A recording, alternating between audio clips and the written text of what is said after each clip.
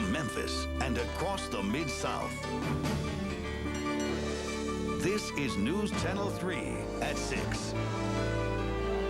The rising Mississippi causes a financially strapped casino to shut its doors. Watching the flooding along the Dyer County line since the beginning and has an update on the story this evening. Saturday, we gave you an aerial view of the Mississippi River. You could see the river just starting to creep out of its banks into nearby fields. Today, it looks very different. The river is more than 6 feet above flood stage and is expected to go higher, a level not seen by many Mid-Southerners since the late 30s. Between now and the 1st of June, you can't tell. There's no way that it might crest. It's their prediction, and it might not.